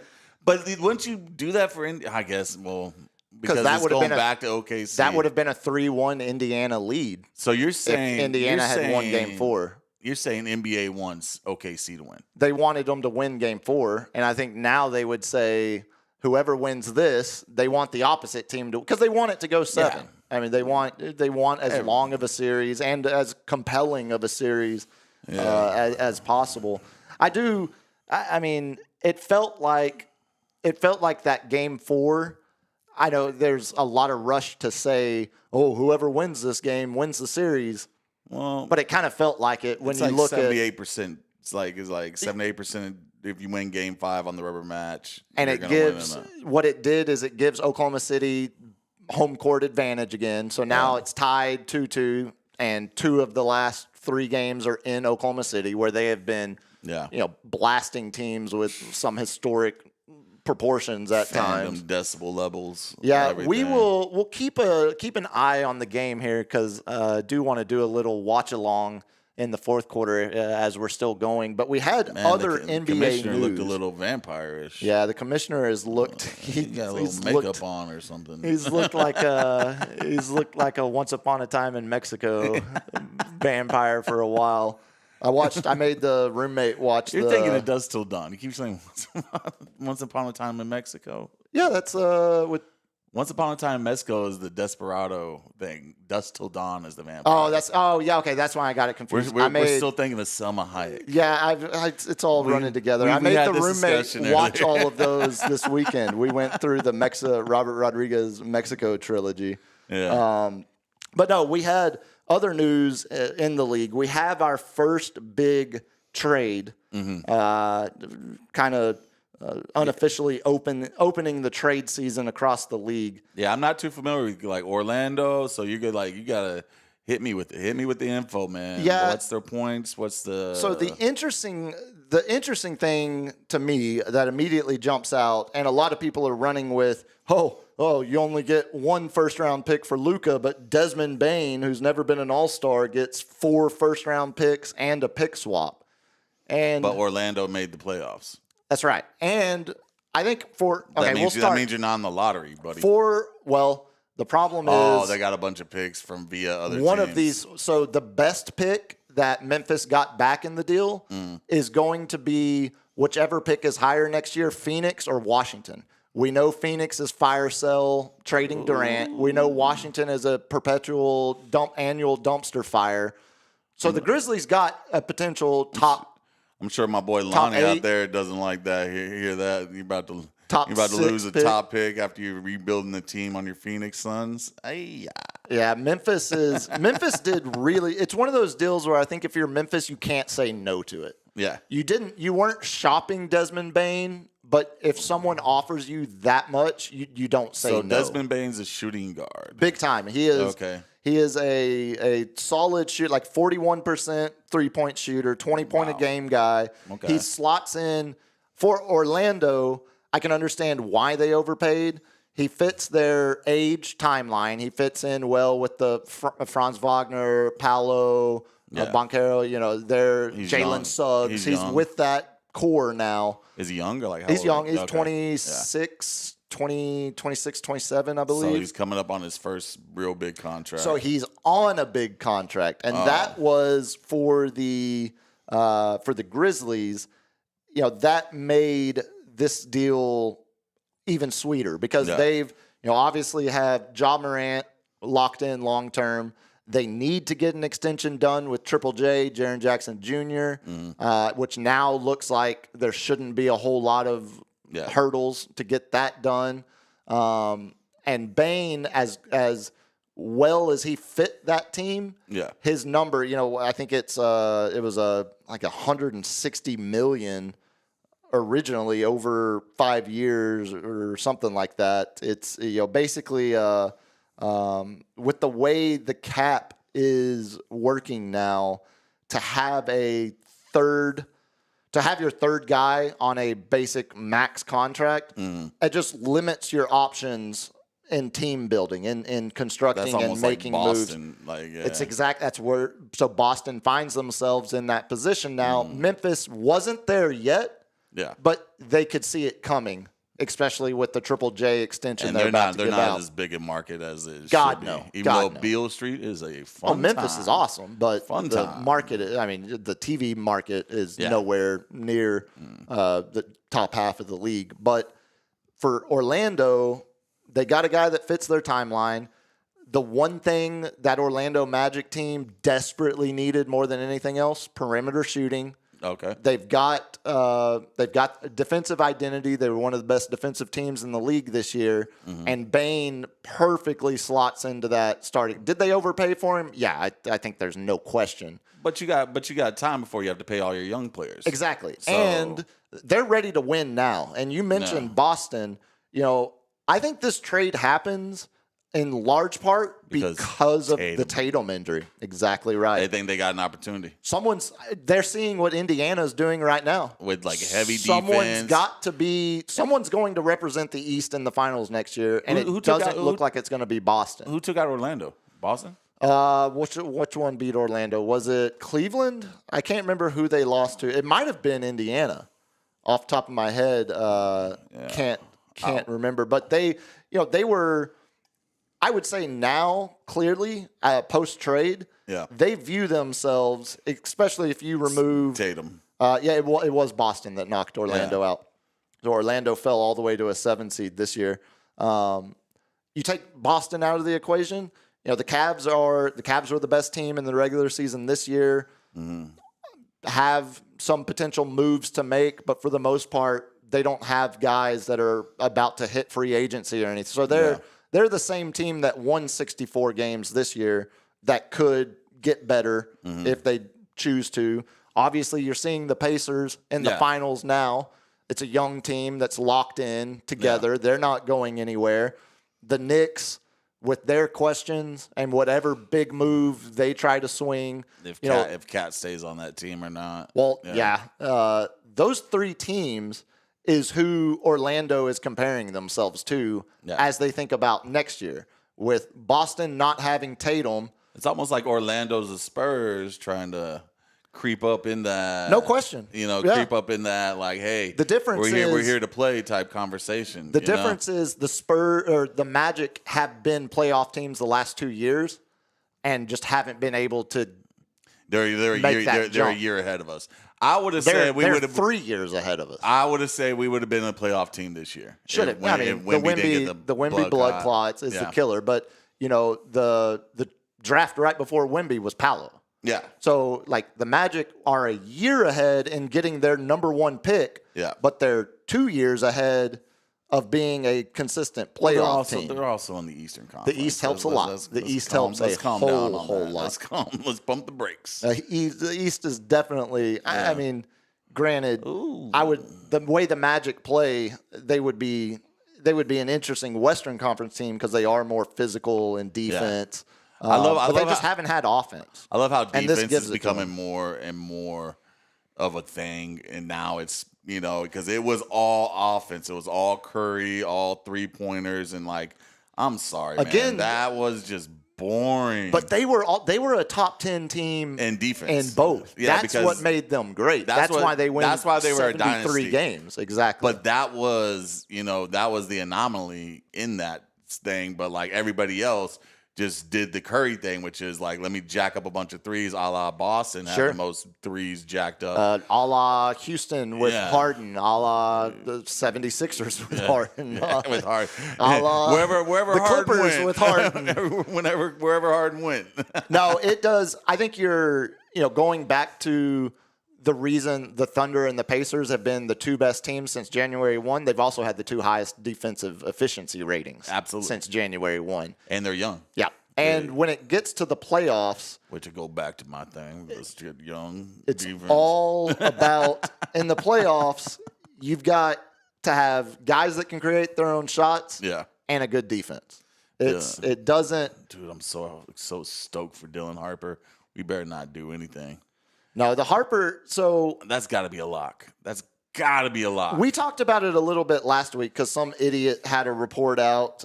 Sam Amico. Had a report out that the Spurs weren't locked into Harper at number 2. No, that's clickbait. Okay. So this is what I want to talk about, because now that this Magic Grizz trade is complete and we're officially in trade season, the Magic Grizz. Well, that's the old Johnny Manziel season. Magic Grizzlies. I don't think people thought Desmond Bane would be the first piece moved this offseason. Yeah. But now that he has, and it was, KCP, Cole Anthony, 4 firsts that I mentioned, all unprotected, and then 1 pick swap as well. That's a big, big haul for a guy that is on the tier of all-star. Yeah. Which immediately people rush to, well, if Desmond Bane is worth that, then KD's got to be worth. So you think he's going to set the market high? I think it's one of those kind of like the Gobert, that Gobert was 4 first-round picks, or Mikal Bridges was 5 first-round picks. I don't think those deals set the market. They set the narrative. Yeah. So it definitely gave the agents the juice to sit there to be like, we needed 1 more pick. We need 1 more first rounder. And that's what's happening right now with the KD sweepstakes. LG, do you have that audio I sent you? Because we got some update on where things stand with KD. And you mentioned it. We're now to the point of the KD narrative where it's agents are releasing certain information to certain reporters. The team's front office is releasing certain information to certain reporters. Yeah. And then national guys like Wendy are the ones that are sitting there basically on live TV saying, look, the agents want him to go to one of these 3 places. The front office wants to trade him to the best, whatever package they get best. And so now it's this public battle between the 2. Yeah. But we got this update regarding KD of the exact teams that are still involved. What I understand, the 3 teams on Durant's list, Miami, San Antonio, and Houston, have not made offers that have gotten Phoenix excited to this point. To this point is very important. Minnesota was aggressive at midseason, and Minnesota, from what I understand, has been the most aggressive team in these trade talks. I do think Toronto is lurking out there. Toronto is making the number 9 pick in this draft, in addition to some players available in multiple different scenarios. And I think the LA Clippers are lurking out there as well. But I would say right now, if I had to put a favorite, I definitely think Minnesota is the team that's been most aggressive. And that's where How? Like, they're going to have to give up someone like... it would be Gobert. It would be Gobert I was to like, match salary such a cap and hit, other dude. picks. Yeah. The inclusion of Toronto potentially offering the number 9 pick, I think that's the best asset Phoenix could get in this KD trade. Like getting the number 9 pick. First round. We'll give you the unprotected Atlanta pick for next year. See, the Spurs they're not even so again, but all like, of this is trust your sources, verify your sources, but it seems like the Suns have turned down an offer of Devin Vassell, Harrison Barnes, the number 14 pick, and future second round draft capital. Oh, so we're trying to keep our future first? Correct, exactly. Okay. And the part where this gets really interesting to me, if KD really, really, really wants to come to San Antonio over, the inclusion of Houston and Miami as the 3 preferred destinations, if San Antonio is clearly the top of that list, him and his team, him and his agent can apply a shit ton of pressure to the Phoenix front office to try to get him to San Antonio. And right now, just from reading the tea leaves from afar, it feels like that's kind of what's happening. Yeah. And Phoenix is telling Minnesota, Toronto, Clippers, telling them there's so much history between Phoenix and Spurs too. Exactly. Like you've got to offer us a deal that is so good that we will tell Kevin Durant, I know you want to go to Houston or San Antonio, but look, man, what Toronto is offering, that's too good for us to pass up. Sorry, we're not trying to screw you over. We told you we'd try to get you to a preferred destination, but look, these offers just... They're trying to like weasel out a 3-4 team deal right 1,000%. And it's they're being like, stretched you out. gotta sit there with like, you Brad Pitt Moneyball on it, being like, let's throw this up here, with the magnets and stuff, and be like, let's get this one. But, here's me if we don't get KD. Yeah, and that's where it's at. Maybe he could show Wemby some stuff, but Wemby's learning his, Buddha-like. I was about to say, he looks like a Shaolin monk. He's going to come in and get about 300 blocks. He's going to come in. Look, he's going to sit there. He's going to block it with his mind. He's going to be like, as long as it blocks out any you see this? blood clots forming in the future. Yeah, we're down to a 6-point game with a minute and a half here. 6-point game. This is in the third quarter, I should say. We're still up the fourth. Yeah, I think you're exactly right. If the Spurs, so Phoenix apparently wants either Steph Castle or Sohan in the deal. And first of all, Castle, absolutely not. We've talked about that for all of the reasons. That's insane. Sohan's such a good defender, and he's such a good team player. And this is where, if it came down to the final minute and Phoenix said, look, guys, he really wants to be there. He's going to sign an extension with y'all. Wemby wants him. Y'all know Wemby wants him. Just give us Sohan. And if the Spurs actually did that, it would be an instant reaction of, man, that's probably going to be stupid. But then we got liability on defense with Durant, and the whole point is not to outscore. You're not worried about Durant defensively. He's fine at his position. What is the theme right now? It's not outscoring. It's better D. Sure. But it's also if in the footnotes of history Jeremy Sohan is included in a deal for KD, I don't think there's going to be a lot of... You're like, that was the worst trade because of Jeremy Sohan. And again, I wouldn't do it. I'll repeat again. Yeah. I would absolutely stand firm and not include anyone besides I was like, you get Vassell, a 14th. Barnes, or Keldon. Those are the 3 names, Phoenix, you have to choose from. pick 2 of those 3. We'll give you the 14th pick, and then maybe you can weasel a 2037 first-round pick out of us. A 2030 first round. Right, exactly. You know what I'm saying? Exactly. Like, I would rather do... Via one of the other 82 teams we got. I would rather give up... I would rather the Spurs give up their own 2030 pick instead of giving up Sohan because, like you said, let's build that foundation around the defense that he provides and the timeline age-wise. But someone has to blink in these negotiations. We got 9 days. Right. Something is going to happen on or before draft night. Call a day. Call a day. I think we're less than 48 hours away. You think 48 hours? Yeah, because I'll tell you why. So you say before podcast Wednesday. Yeah. You think we're going to get a Kevin Durant trade? I do. And obviously this is just gut, like no sources or anything like that. We're not real. We got game 5, game 6. Depending on if Indiana wins, I'll match that bet. Now if OKC wins, I'm going to say Friday. I think they're gonna try to. I think Phoenix wants enough. They don't want to do this deal on draft night. No, they don't. They want time to because their roster construction is going. Their moves this offseason are way more than just trading Durant. Now there's going to be dominoes after that they are going to want to have time. Conspiracy theory to flush out. Do you think NBA is pushing this deal to happen on draft night just to get the views? The NBA is the league that is most likely to actually have a conspiracy theory that is true.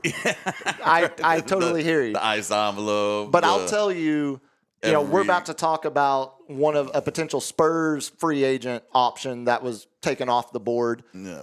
This free agent class, the free agent class this year is awful. It is. Yeah. It's one of the worst in 10 years. It's a really, really low quality free agent class. There's not and only one team has enough salary cap space to even offer a max contract, and that's the Nets.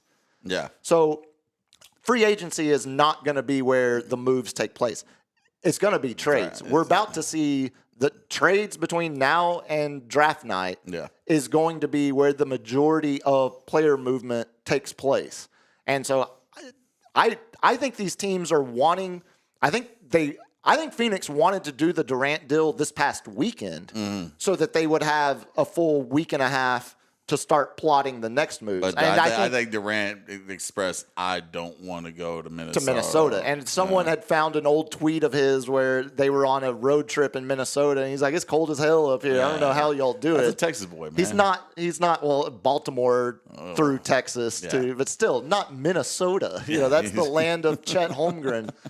I think Phoenix wanted to do the trade this weekend, and now the battling of Durant's camp leaking stuff to certain media members and the Suns leaking stuff to certain media members, that tells me from the outside, Phoenix wanted this deal done already, and KD is now leveraging them to try to get somewhere that he prefers without Phoenix really having to take a much lesser overall return. Yeah. But, again, someone has to blink. I don't think the Spurs are going to blink and include Sohan. I don't think the Suns are going to blink and take the current Spurs deal. Yeah. So if neither one of them blink, it feels destined that he ends up in Minnesota or Toronto. Yeah. Toronto is the hockey fan. It depends on how much. It depends on how much they really, they don't. What if their relationship soured with KD as much as we thought it was? I mean, they tried to. Minnesota and San Antonio tried to trade for him at the deadline. So Phoenix has been working under the assumption that we are getting out of the Kevin Durant business. Yeah, and it probably started before the trade deadline, to be honest. If they were already in deep discussions with multiple teams at the trade deadline, that means the rumblings and the conversation line had probably been open before that. But it'll be interesting. Well, I say you want to shoot the lightning round because we're coming in the fourth quarter. You got anything Real else? quick, the name I mentioned, Steven Adams, who you had mentioned on a show last week. Yeah, I wouldn't mind him down low. Houston doesn't mind him staying down low for them, too. He re-signs with the Rockets 3 years. Pretty decent money, $39 million. I mean, nothing's crazy, but so who else for a in backup free big man. agency is out there? Or it had to be, like you said, there's nobody in free agency. Dude, it is sparse. It's just trade. It's so sparse that the corpse of Steven Adams was arguably a top 3 big man available. He was a banger. Like a 3-year, what's that, $13 million a season? Yeah. Like, there's not going to be a whole lot of deals that are given out for more than $13 to $18 million. It is a poor class. Yeah, and I don't see too many people trying to the Spurs are rich right now. I don't see too many people being like, hey, we're going to have to deal with these guys in 2 to 3 years, especially in the Western Conference. I don't see a lot of free agents coming our way, Western Conference. We'd have to look on the Eastern Conference area. No, and you mentioned the evolving focus on defense. Steven Adams, his defensive rating or the Rockets' defensive rating when he was on the court, it's night and day compared. I mean, his plus minus. Good or bad? Oh, great. Yeah. Like they were such a better rebounding and defensive team when which makes sense. He was a ball hawk. He was a ball hawk. Right. And so he is off the market. When you said it that night, you could see it happen. I laughed at it at first but then looking at this free agent class and realizing, shit, Steven Adams is one of the best 3 big men available. Yeah. And then looking at his actual impact on the Rockets this year when he was on the court versus when he was off. We just need that dog down low, man, so we can stretch Wemby outside. It would have been a perfect fit, but unfortunately, he's a pretty good fit in Houston and he stays there. So boo. All right, LG, hit me.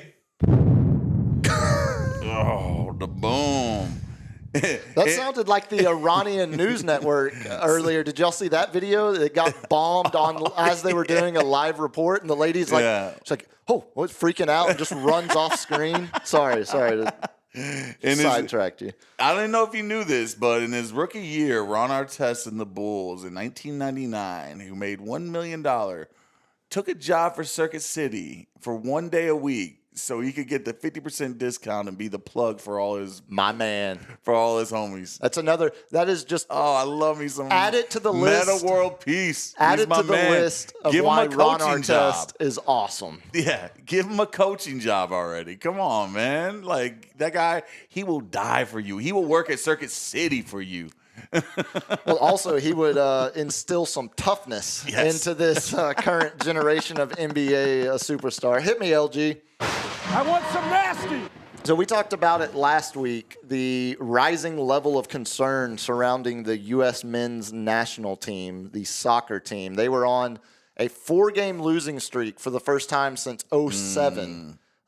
Which also included the cycle in 2017, 2018 when they missed the World Cup. Yeah. They still didn't even lose 4 games in a row then. So things were looking – I mean, they gave up 4 first-half goals to Switzerland. But then we beat their little butts. We got a small dose of revenge against Trinidad and Tobago. And who we got? South Africa and Haiti is in our group? Saudi Arabia and Haiti. U.S. get the 5-0 win this weekend on Sunday. Mexico, there was some serious concern in that opener they had against the Dominican Republic. Dominican Republic is not like it's still a baseball country. Soccer is miles behind the rest of CONCACAF. Were they putting it on them? Mexico only won 3-2, and it was and there were chances for the Dominicans. Mexico's been a shell of himself, so they're in the a past weird couple of years, man. It's interesting because the U.S. has the U.S. has more players playing in Europe than they ever have ever. Mexico has guys that are also playing in Europe. Neymar, right? Yeah. But what they've done is they have found, finally now it seems, to get their foot back, to get some tracking. They've got a good mix of young academy, like Liga MX guys mixed with like your Raul Jimenez. They called in Ochoa, the longtime goalie. They called him back in. They're blending some older guys now with the young up-and-comers, and it feels like they found a balance. The U.S. looked like, I was genuinely worried about this game. Oh, yeah. And then I was like, could we just, like, to win, shit the bed? to like, win 5-0.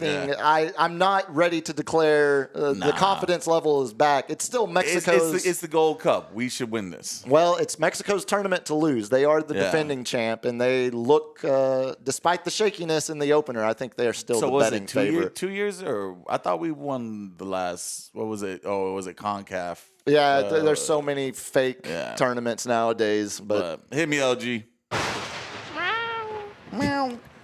Oh, how I love Dallas Cowboys. Cowboys Nation, Pro Max, breaking.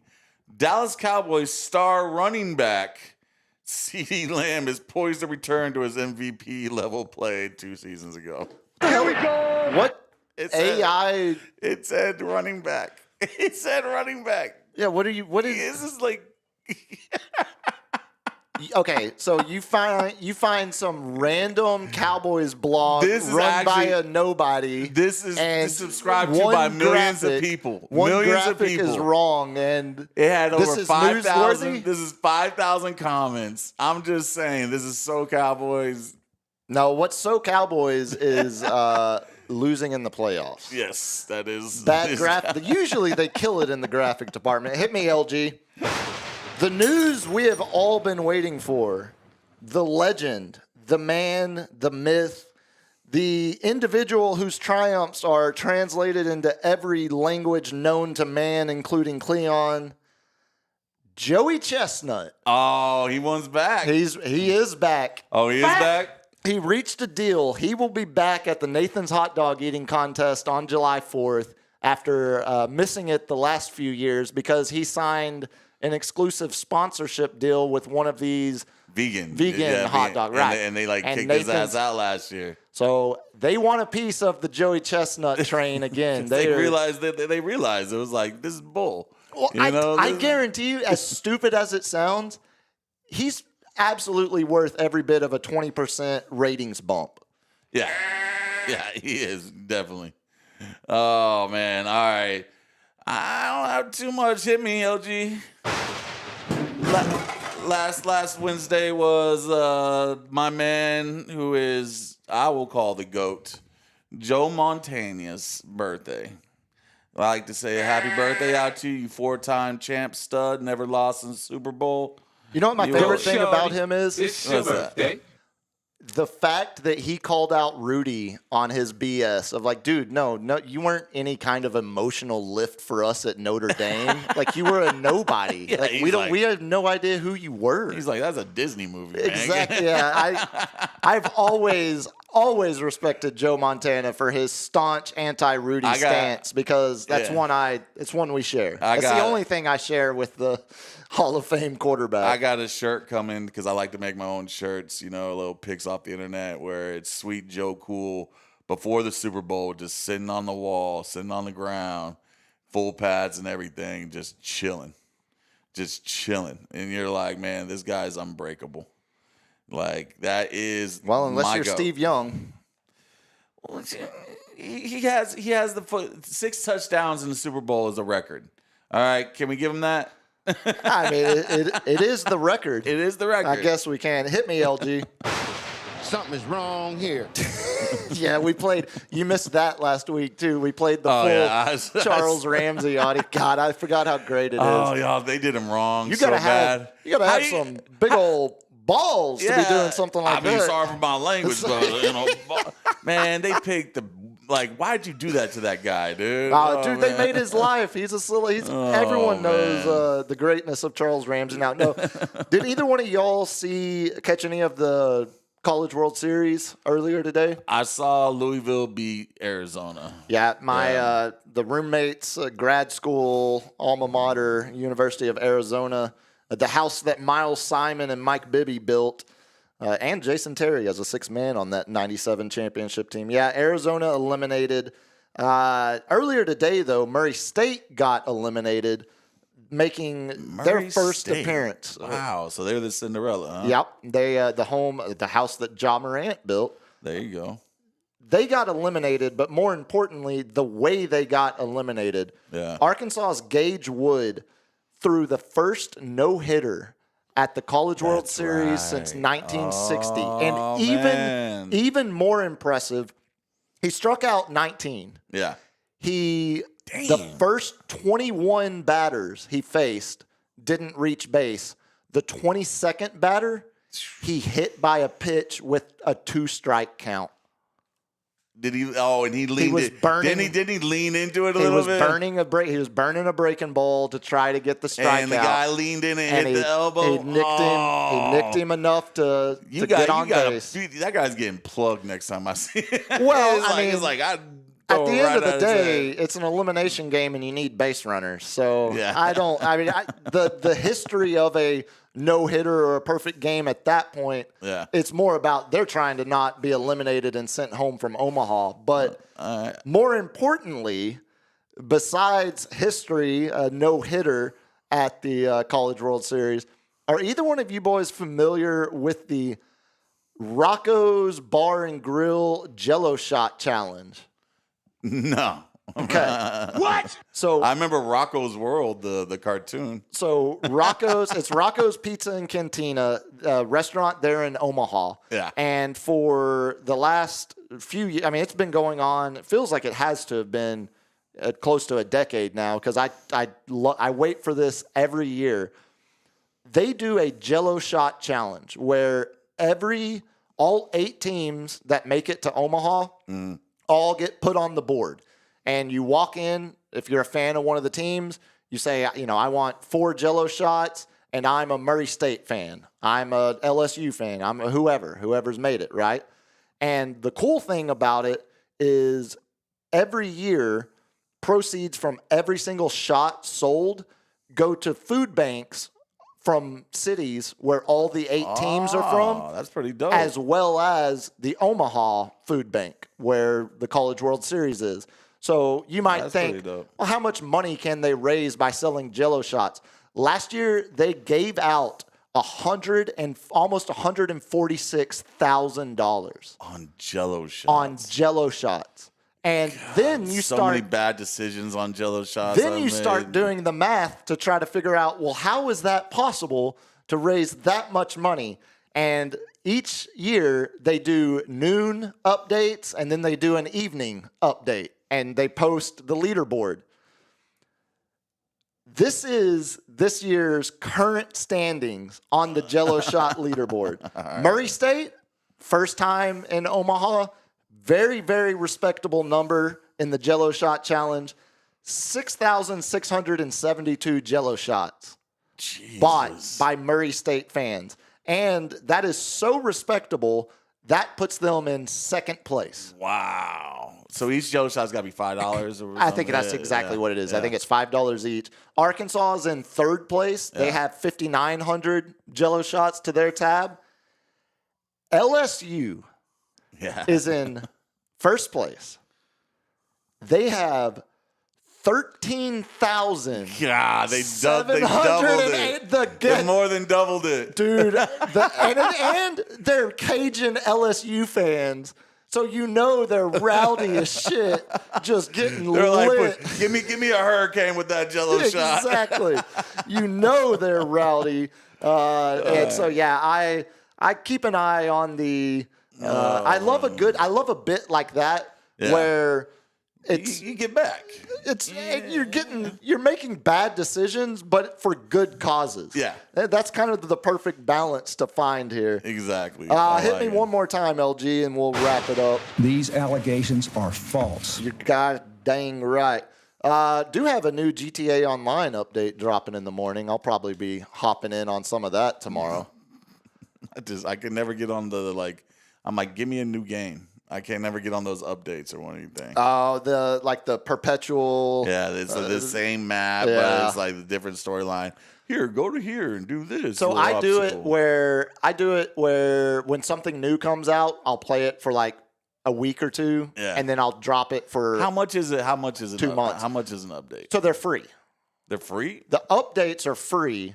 So it's not like a DLC package. So this is where they screw you. So it costs in-game credits to purchase it, and you gotta build them up, right? Or you can so buy. You gotta, or you can gotta buy either in-game. pay for the shark card to pay, you know, to get in-game money, or you sit there and grind where they have it where it's so unfair to make money. It takes you forever. It's incredibly predatory, incredibly awful. But since GTA 6 has been delayed till who knows when, supposed to be next summer, I've jumped back in on the online. But I figured here for the last 5 minutes or so, so we can't. These are the rules.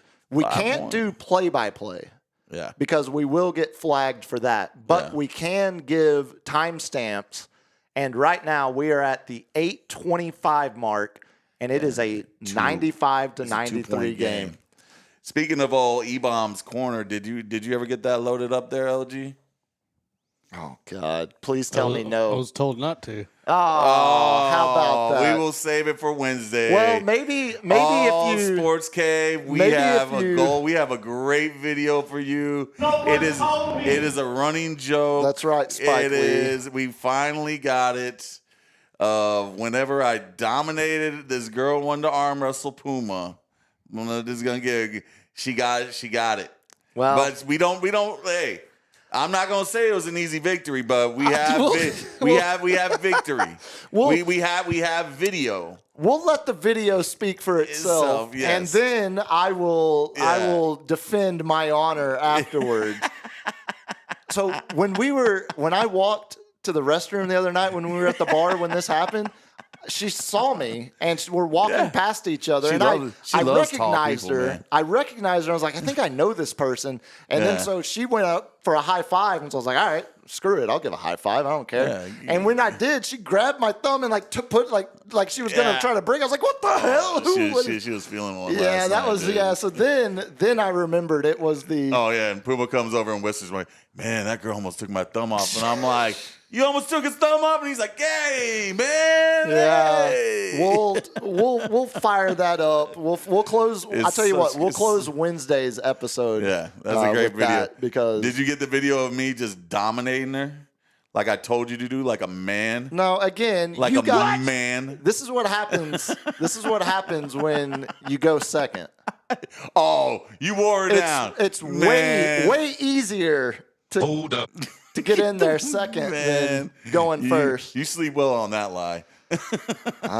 Cap, I got to tell myself something to get through the night. LG, let's get out of here. Let's watch the rest of this game in your living room as we wrap up another episode. I can't tell y'all enough how much we all appreciate your support. Yeah, please if you want to reach out, find me on X at Biggest Puma, Instagram biggest.puma.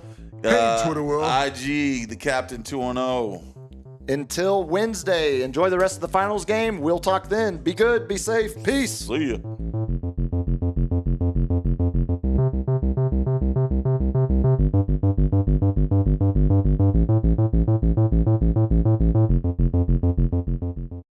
Kids, what do we say about drugs?